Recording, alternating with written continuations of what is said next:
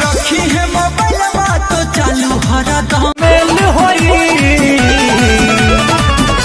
आज जेल होई काल बेल होई परसों से उहे खेल होई आज जेल बदन तोहर भरे नहीं मन काहे बुझेला हम के खेलावा ना हो फेरे लो हाथ सारा रात सुन राजा दिने दिने बढ़ता फूला बना हो फेरे लो बाबा ऊपर बया कना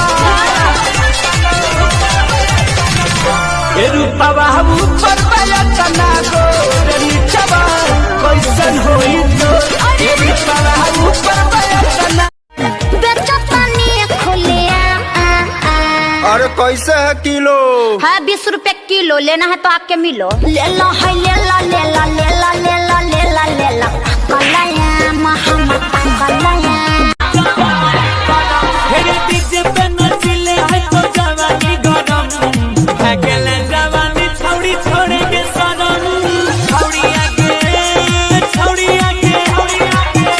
आगे गे उमर हिलोड मारे पानी लेखा छलक दोसर कुछ होना चाहिए दे दे हमें खलक खलक उमर हिलोड मारे पानी लेखा छलक। कृपया ध्यान दे यहाँ नहीं अपनी पढ़ाई पर। हेलो मोदी जी, मैंने अपनी शादी का कार्ड आपके घर भिजवा दिया डाकिया द्वारा। क्यों झूठ बोल रहे हो? लेकिन दावत खाने कैसे आओगे, लॉकडाउन की समस्या जो है। अरे हम तो फकीर आदमी है, झोला लेके चल पड़ेंगे जी।